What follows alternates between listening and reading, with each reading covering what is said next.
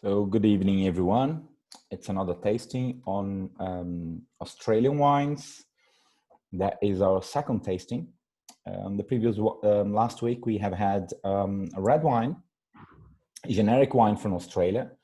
I hope you all have enjoyed the wine with regards to the quality, with regards to consistency, and I know that some of you wanted to compare with other high volume brands from Australia. I hope you have had it.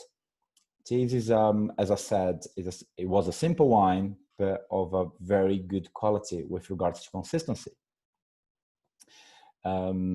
Today, we have a slightly different wine. As I have requested before for you guys to taste the wine prior we started the session.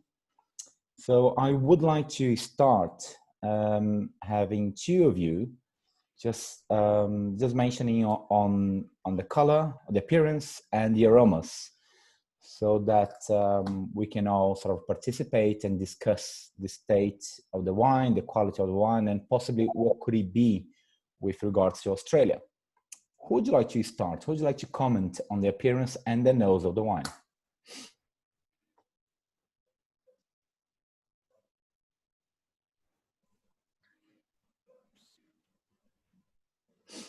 Come on, guys, let's go.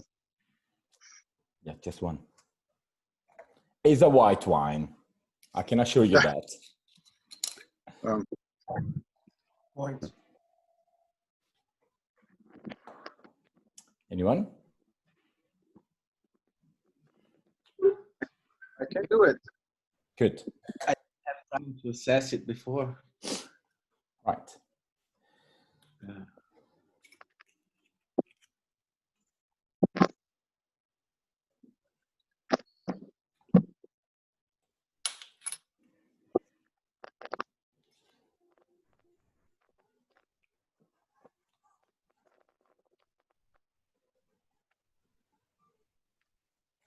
Can I go, Thiago?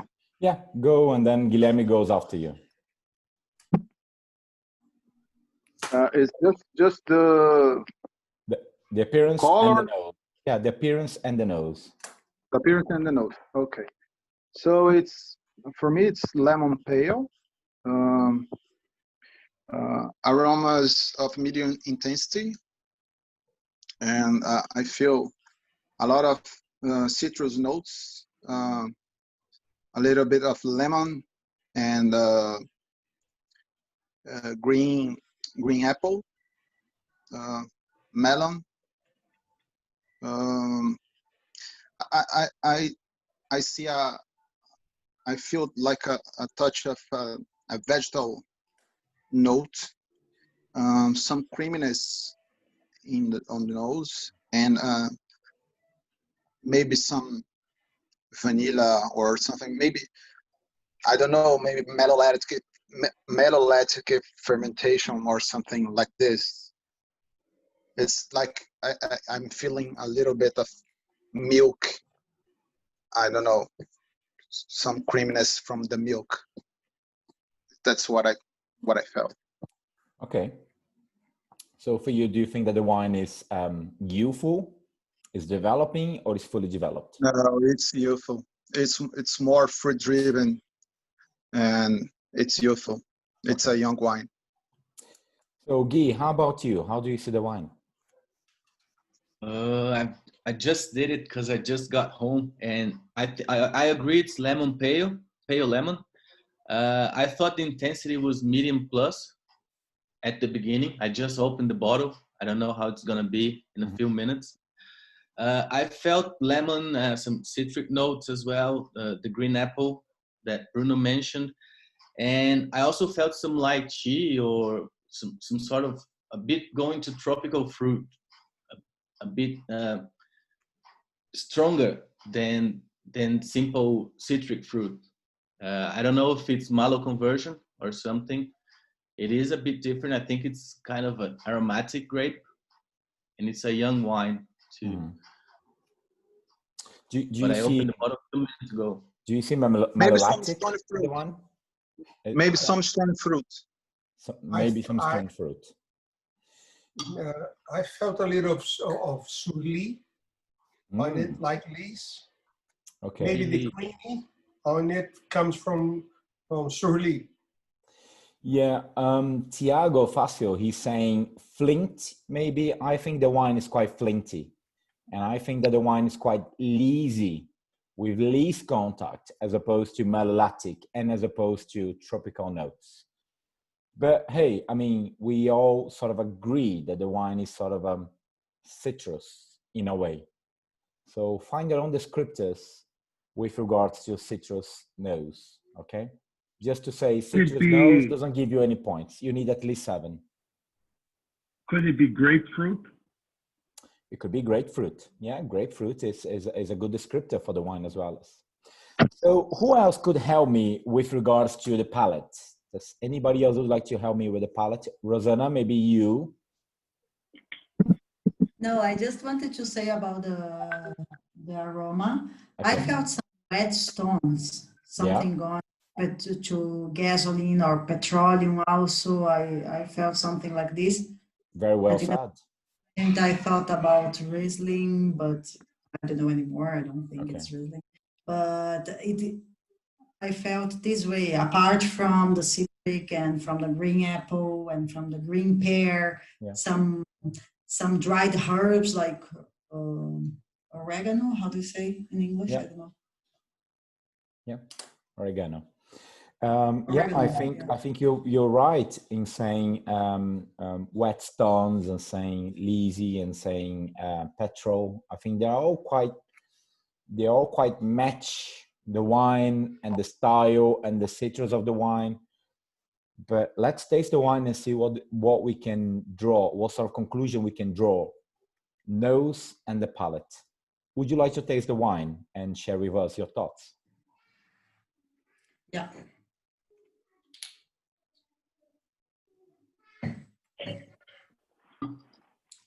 For me, the wine is dry, high acidity. Alcohol I put medium and body medium minus. Flavor intensity medium plus. And for the characteristics of the wine, I would go for green apple, green pear, some dried herbs again. In mouth, I also felt some petrol and some. I also put some something in contact with the yeast. I'm not sure about it. In the texture, I think it's oily, and the finish, I would say it's medium. Good. Who else would you like to comment on the wine? And Rosanna, before another thing, when you said that the acidity is high, do you think that the acidity is soft, like a Albarino from Rias Barras? Do you think that the acidity is like a high but really sharp from perhaps a Chablis? Or do you think that the acidity is like a crunchy, like some Sauvignon Blanc, for example? What sort of a texture the acidity adds to the wine? I would say it's more from crunchy. Crunchy and crispy. Yeah, it's not thin. Yes. And not soft. Yeah, not soft. Okay. And do you think that the wine is dry or the wine is bone dry? What do you mean by bone dry? Bone dry means the residual sugar is like a 1.1 residual sugar per liter, like the minimum level. I would say bone. Yes, I think there is a minimum level of sugar. Okay. So it could be very, very minimum. Okay. Do you think that the wine could be quite austere? Do you think that this wine could be quite austere? I wouldn't say that. Okay. I wouldn't say austere. Okay. Is it common to find a wine with low alcohol level, high concentration, medium concentration of flavor, or medium plus concentration of flavor, and bone dry and high acidity? Is it common?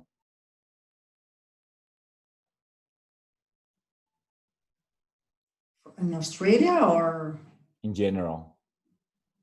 high acidity and bone dry. Yeah. Is it, I mean, is it common? Usually wines that have really high acidity, they have a little bit of residual They sugar. have more sugar. Yeah, they have more residual sugar. So this is one of the key points of this wine: the high alcohol, the low alcohol level, the high acidity, and the bone dry, the residual sugar. Anybody else would like to comment on the wine? Maybe Thiago. Okay, or Artur, Gabriel, you know. I feel some residual sugar in this wine. It's interesting because I was studying this week, and they were talking about this balance of sugar and acidity, and you can call it a dry wine because of the high acidity. Yeah. Well, some wines, especially in Northern Europe, they can have a little bit of residual sugar, but it still be dry. Here, there is some sort of astringency to the wine, some crispness to the acidity, and the flavors that we get, like lemon peel, zesty, yeasty, lemony, grapefruit. This is quite astringent in a way. So it makes the wine very lean somehow, which I think that the wine it's really bone dry. I mean, very, very, very, very low residual sugar here. But anyway, let's discuss a little bit further. Anybody else would you like to comment? Does anybody disagree from Hosanna with regards to the dryness, acidity, body? Do all of you agree that is a low body wine or low alcohol level wine? Sergio, would you like to comment?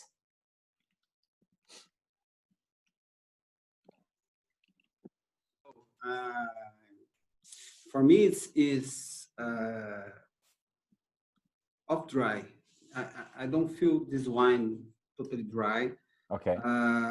The acidity is medium, maybe medium plus, and the alcohol for me is medium mine, and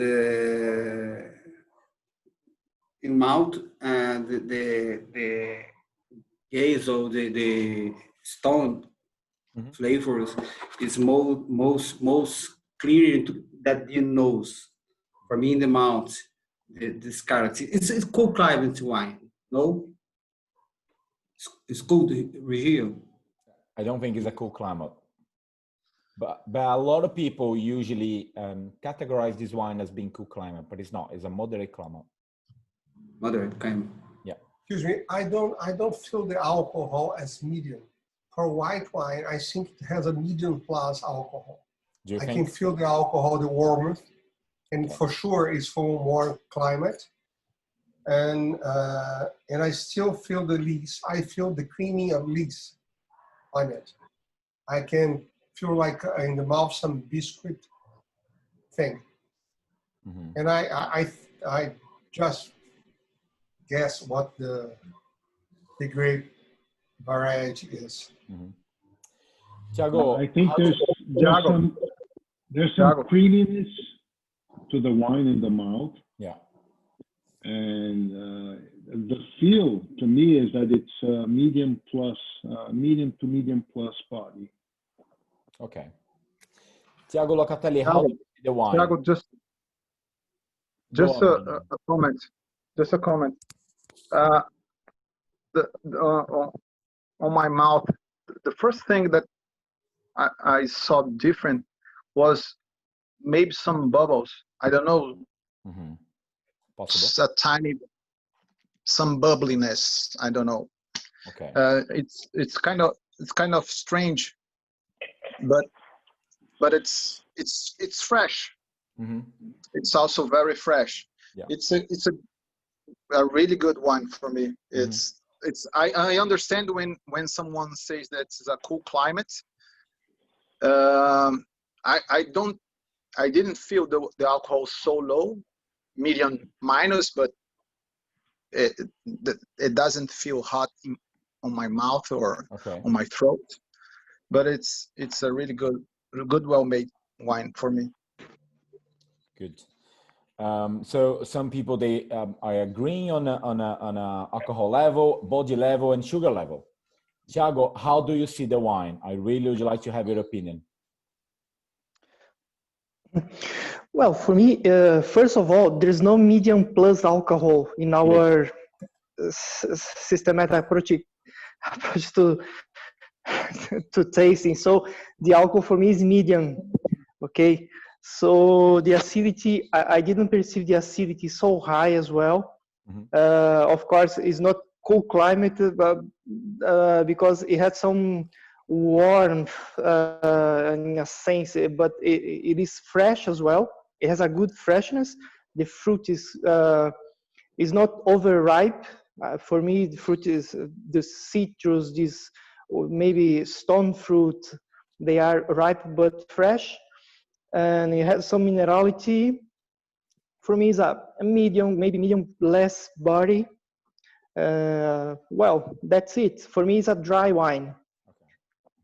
I don't feel so much acidity. I don't feel residual sugar. So for me, it's a dry, well-made wine. It has a good complexity. And that's it. Okay, perfect. Celia, how do you see the quality of the wine?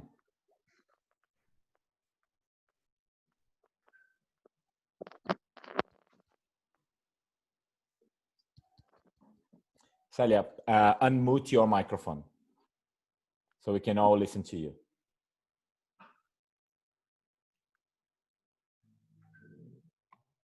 Perfect. There you go. I'm sorry. That's fine. For me, the wine it's very good. I think it's balanced. For me, the body is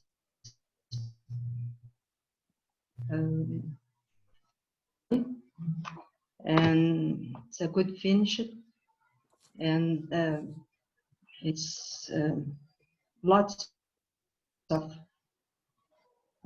the complexity of the flavors. Very good fruits. For me, it's a very good wine. Where do you see this wine being sold? Who buys this wine? Where do they buy this wine?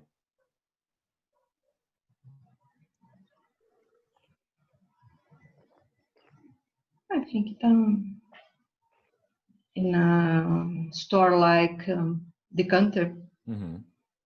So a specialized retailer. A place to sell this wine of this kind. Okay. And do you think it's a wine that is suitable for bottle aging or is drinking now? I think it's good for bottle aging because lots of fruits. For me, it's acidity is high, lots of fruits. Okay, so there is aging potential. Okay, I think so. Perfect. Anybody else would like to comment on the quality of the wine? Can I just ask something? I had this kind of a tingling sensation on the tongue too, but could it be from the acidity or what? Because it probably doesn't have anything. The thing that I don't know if anyone else has got the sensation. It's very discreet, but it's still there. Even after half an hour, the bottle has been open. Yeah, there is this sort of CO2 dissolved to the wine. Okay. That's a very reductive way of making winemaking. And the reason behind is that they wanted to really preserve the freshness, the crispiness, the citrus of the fruit. This is a sort of wine that is made for bottle aging for at least 5 to 6 years. So then you have a more integrated acidity and you have a more balanced and perhaps complex wine. And so they try to keep the oxygen contact to the lowest level.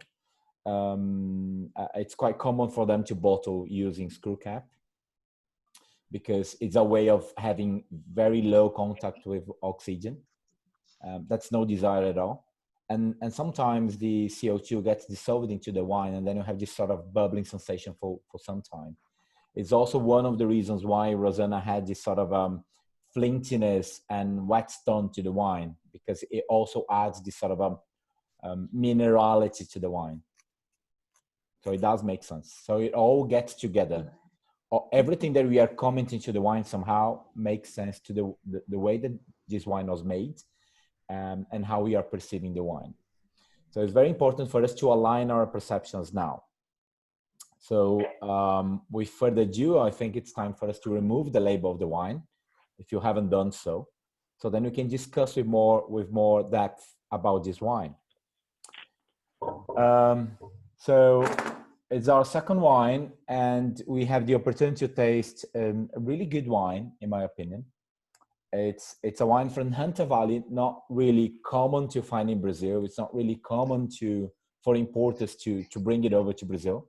I don't know many importers who does it. And this is from a producer that I fully respect them. It's Taros. It's a producer that has made history with Semillon in Hunter Valley. They have a very special and really high-priced wine called VAT 1, Semillon VAT 1. Bruce Taro, which still runs the winery, his grandfather was the founder of Hunter Valley wine region. So he's one of the oldest winery within Hunter Valley.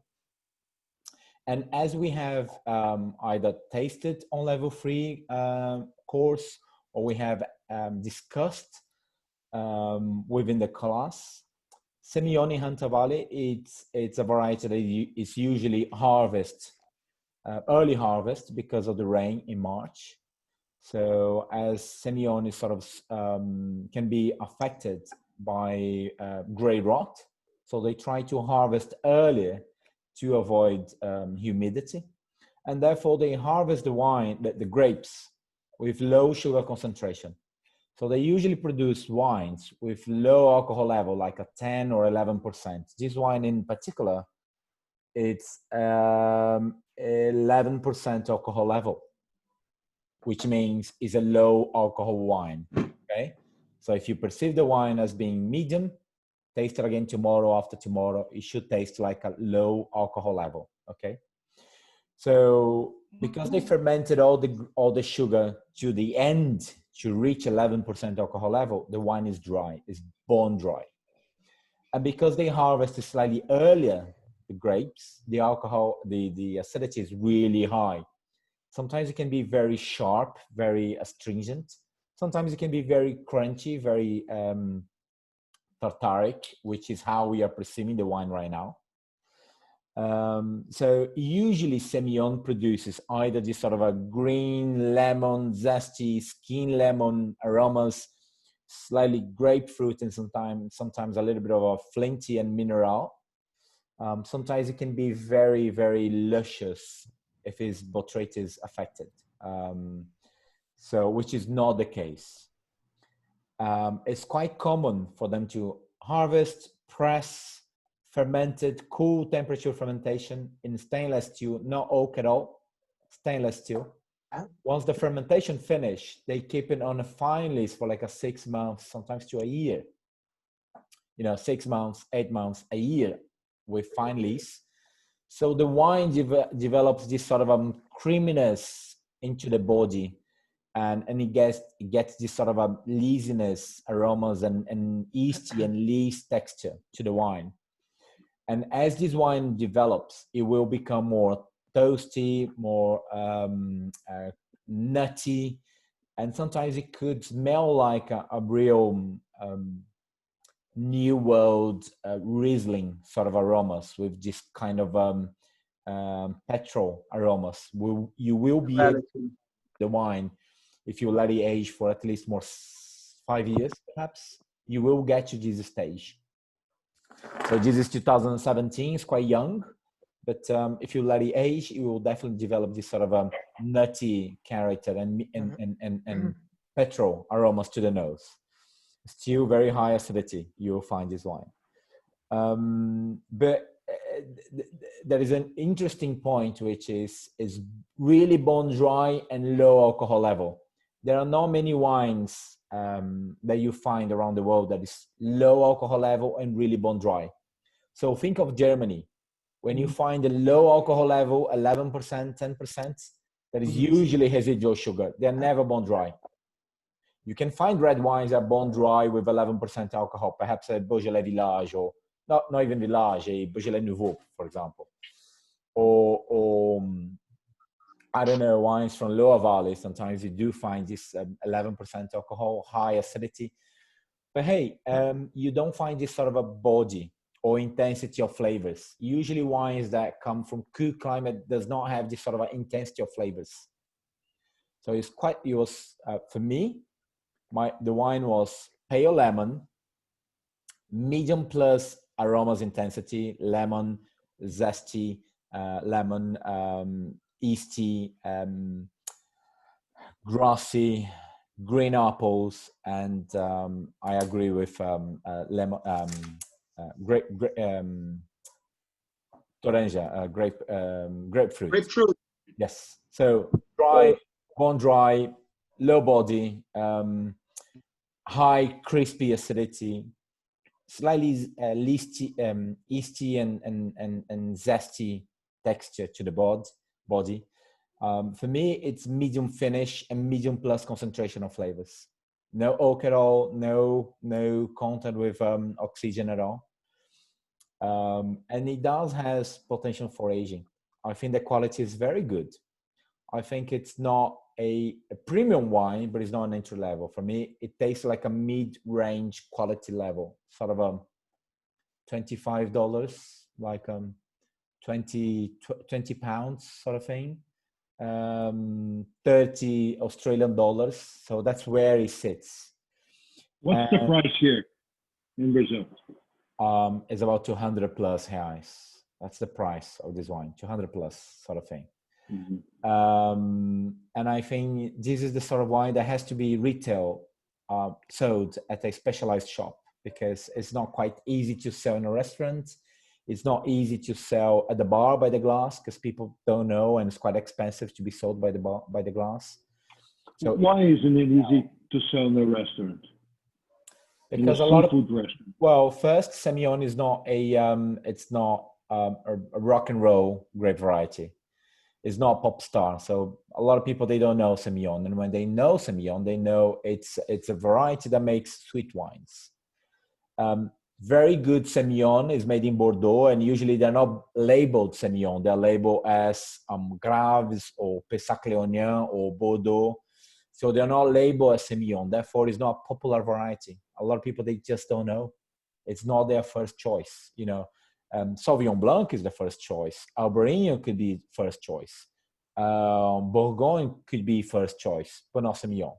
So that's very important. When you face a wine like this, you should know that it's a wine that needs hand sell. That needs some sort of an explanation why this wine is worth 200 reais. You know what I mean? Why is it worth so much money?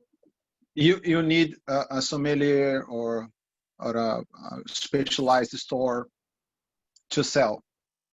For sure. If you put on a website, it's not going to sell by itself. It needs someone explaining why it deserves so much money. And again, it's very intriguing. It's a surprising wine. Yeah. I thought it's very good. Very good. No, this is the kind of wine that once you try it, I mean, you go crazy. I mean, you want to drink the whole bottle. Yes. And again, this is not the entry level, and it's not the most expensive. Yes, you don't start.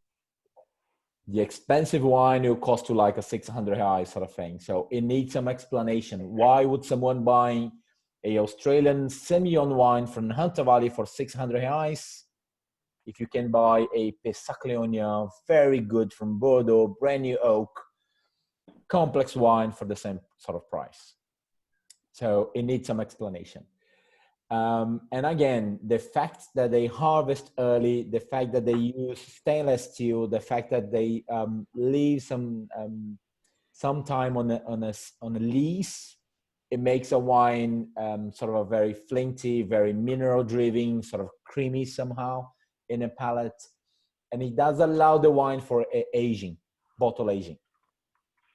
But you've got to be very careful, because again, this is not an entry level and is not the most expensive or a very premium quality wine. It's a mid-range.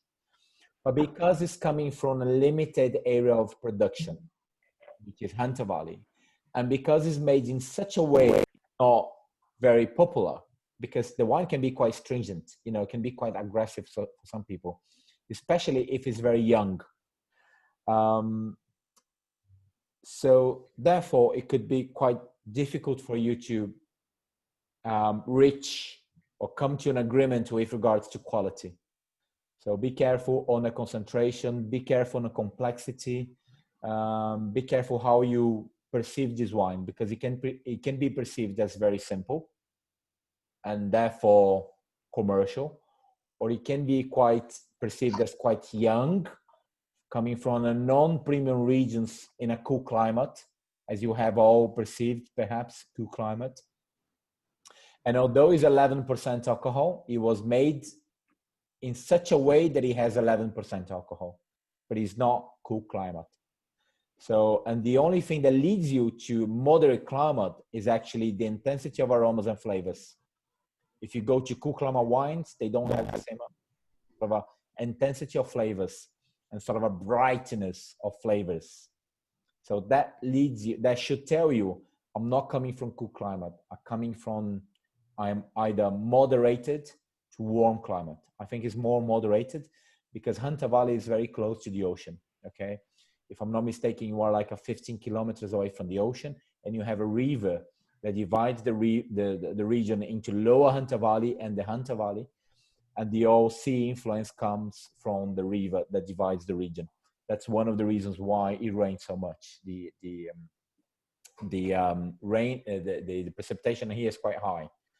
When you go to Hunter Valley to visit producers, visit to the vineyards are made in the morning, because in the afternoon it will rain. So tastings are usually set in the afternoon, where you can stay in the winery, taste all the wines, as you are unable to visit the vineyards because of the rain. And it rains every single day. End of March, more or less, it rains every single day. March, usually they have already harvested all the Semillon. So what they have in there is usually Pinot Noir, which is strangely, they do make some good Pinot Noirs, and Syrah. So that's what they do, or that's what they harvest in March. End of March is early April, okay? So it will become very complex, this wine, but right now is more of a developing sort of a character, still on the early days of developing, okay? Any questions? Let me see what you guys talking about here on the chat. It's dry with some residual sugar, match with high acidity. Gabriel saying, okay. Polati saying Semillon. Cecilia saying Semillon. Okay. Yes, Bruno. Do you think can anyone argue that the wine is not suitable for further aging because of with age the wine is going to lose the freshness? I feel like the freshness in the kind of the intriguing aromas, it's what made these wines so beautiful. Mm-hmm. Look, is the wine drinking now? This freshness, it's I don't. It's 3-5 years at the most. When I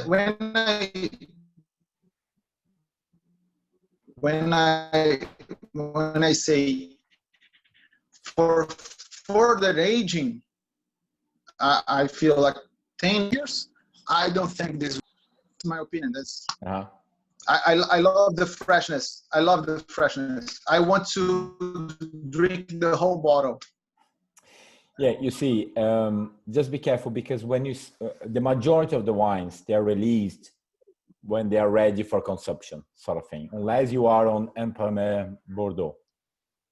So the majority is released, is on the market when it's ready for consumption.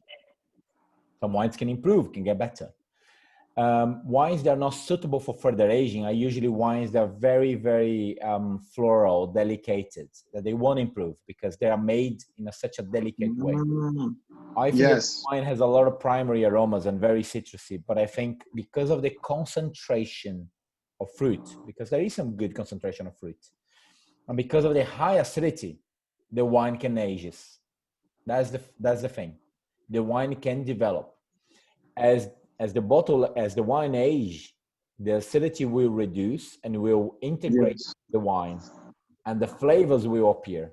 If you drink this wine, the 2019 vintage, the fruit concentration you think that is probably low, and the aromas are probably medium minus, and the acidity is probably over high. High. But after 2-3 years, the acidity will reduce and the flavors will start appearing and becoming more evident. So I think that this wine can age. However, is ready for consumption now, but it can benefit from bottle aging. Hosanna she made a very good comment. She said, could I say that it's not suitable for further aging due to the medium body? It's not the body that will allow the wine aging. It's actually the acidity and the fruit concentration. If you think on a lot of sweet wines, some of them are very low in body. A very good example is the Brazilian, not Asti, Moscatel, the Brazilian Moscatel. They age beautifully. Have you tasted a Muscatel, sparkling Muscatel, like a 5 years old? Perini has a feel. High acidity, very good residual sugar, very low alcohol level, very low body, and they age beautifully because of the high acidity and the concentration. Also, the sugar. There is no sugar on this wine, but I think it can age at least for more 5 years. Okay, and it can improve. But again, it's not a premium wine. Thiago, you say there's no sugar, but there is some sweetness when you taste it. Where does it come from? From the fruit? I think it's more of flavor intensity than sugar itself. I'm trying to let me share with you. I'm on Taro's 2019 products. 19 Drinking Beautiful 2021. That's how they see this wine. Overview tasting. I'm trying to find the residual sugar from the producer, but I can't actually find it. So in Australia, they retail this wine for, I think it's 24 sort of thing. Yeah, 24 Australian dollars. They do have other wines, such as Old Winery, for example, that would retail for less than that, like $15 or so.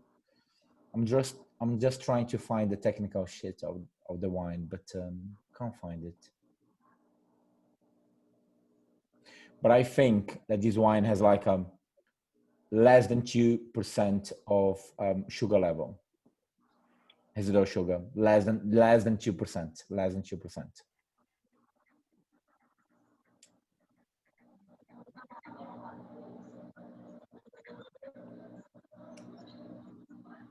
Yeah.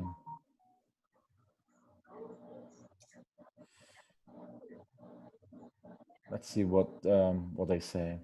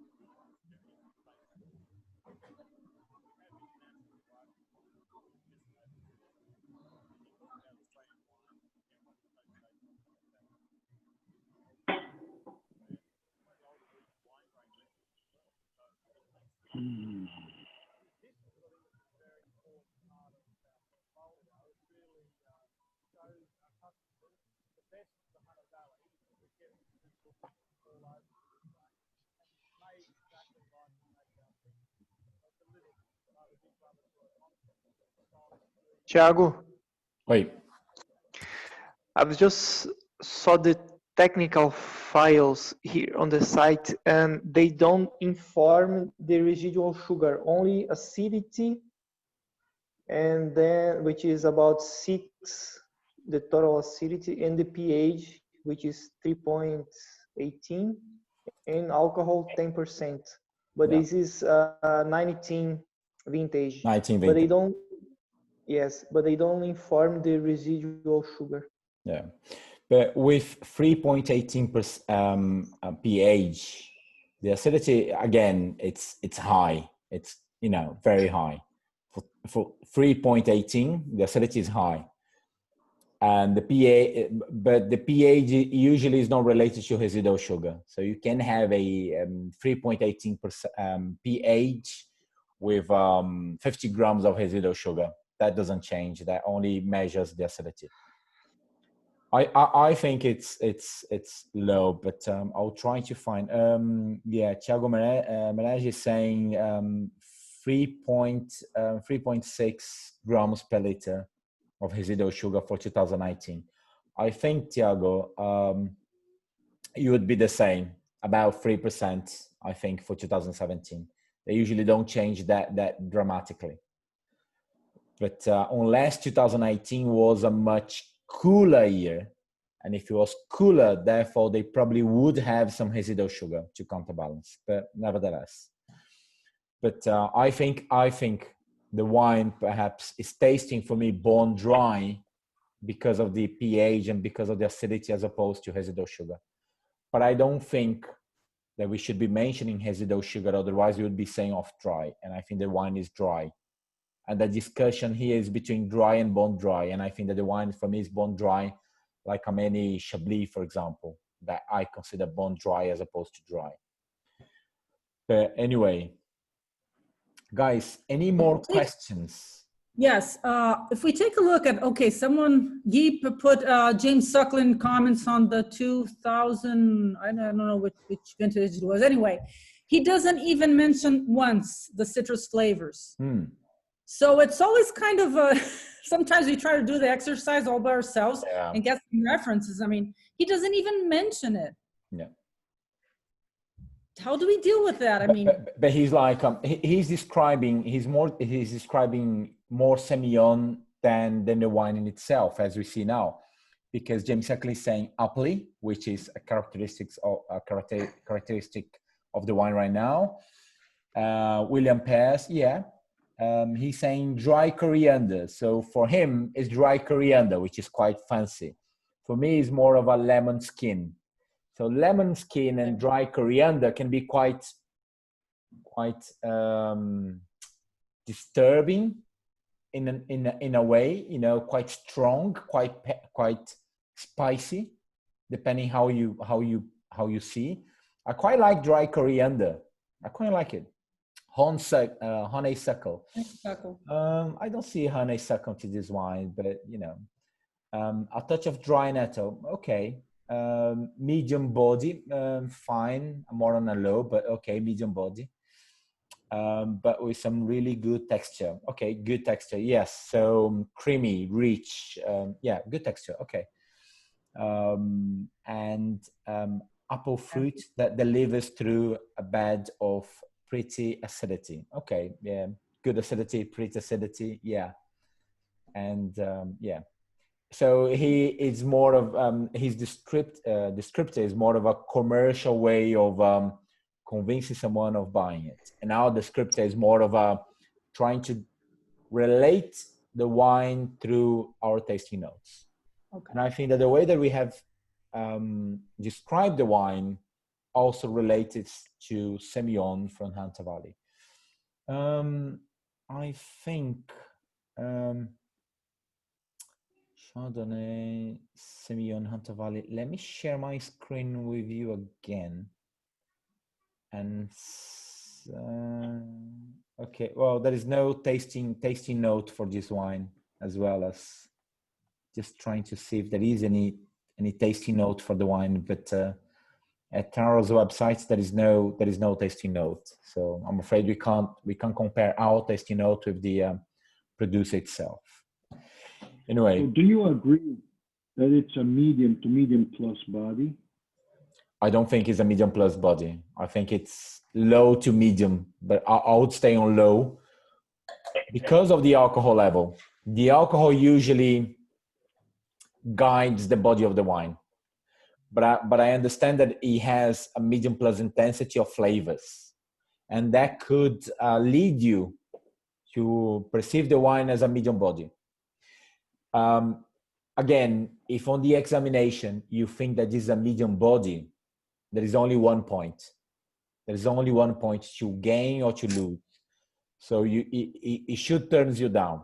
It should not be a problem, but you should agree that it's a high acidity and low alcohol level. Okay. Sorry, maybe it's a stupid question. But, if I had to compare this wine with a Riesling from Very good South question. Australia, Okay. what would be the main differences? Okay. Just going back to the body of the wine, my wine is quite warm now. So because the wine is warm, I feel way more body, and I feel that the intensity of flavors is way more dominant at the moment. But serving this wine as a much lower temperature, I think that we will perceive this wine as a low body. But again, there is only one point there. Compared to Rieslings, a Riesling from Australia, and we will be tasting Riesling from Australia pretty soon, as you probably have seen the bottle. I think that we will find a wine that has more delicate flavors and aromas. The flavor here is quite dominant. The flavor here is very intense. We can taste the tartaric and the sort of hard acidity that this wine has. And Riesling usually has a more soft acidity, usually has a little bit of residual sugar that gives some creaminess to the wine. This wine, again, can be quite stringent. The Semillon can be quite astringent. That's why the Semillon benefits from barrel aging and also benefits from botrytis, good botrytis. So I think when compared to Riesling, also Riesling can be quite floral in Australia. So yes, I think this wine can be, it's very easy. It should be easy for us to distinguish Semillon from Riesling. If both wines are young, it's much easier for us to mix up Semillon to Chardonnay. So sometimes a Chardonnay from Kew climate in Australia can be quite similar to Semillon. So I would be more, for me, it would be more difficult perhaps to find Semillon, to distinguish Semillon from Adelaide Hills Chardonnay from without wood contact, oak contact, than Semillon from Riesling. Okay.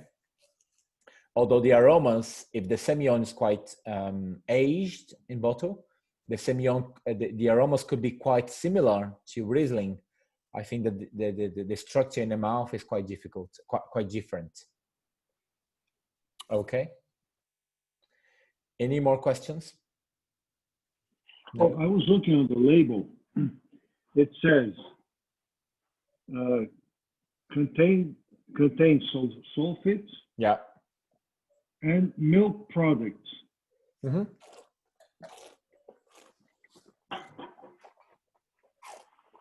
Yes. That would be casein? Yeah. Yeah, casein. So sulfites, because they wanted to have the wine quite tight. They really don't want you to have any oxidation to the wine. So it's very reductive winemaking. So sulfites is very important when they are bottling the wine. And yes, it's not suitable for vegans. That's what they're trying to say. Not suitable for vegans. However, not suitable for vegans nowadays is quite, it's a difficult message to have in a bottle. So they would rather say, yes, there is milk content. There's milk to this wine. Yeah. It's a positive way in saying not suitable for vegans. Okay. Guys, I hope you liked the wine. And I hope that we have a much, much, much better Hunter Valley Semillon to the course. I'm sure we will. But I think we'll have to buy from outside the country because I haven't been able to find any outstanding Semillon in Brazil yet. But let's see if we can source outside Brazil. Okay. Thank you very much. I hope you have enjoyed the experience and learn from it. Do get to taste it tomorrow, after tomorrow, and see if you perceive the acidity high and the alcohol level low and all the flavors. And if you leave a little bit for the end of the week, you see that the wine is still holding well, which again shows that the quality is above, it's above entry level. So it's mid-range. So it should last at least for a week in your fridge, open, okay, with oxygen contact. So enjoy and enjoy the rest of your week. And I see you next Tuesday, 8 p.m. So don't get late and get your wine ready. Okay. Take care. Thiago. Thank you very much. Another question, Thiago? No, that's okay. If you're going to sleep, no problem. That's not going to sleep. I'm going to finish this bottle. It's one question. It's the same as Rosanna asked you. Go. Could I go for a Chenin, maybe? Not talking about a Loire Chenin, but maybe some. You could go for Chenin Blanc.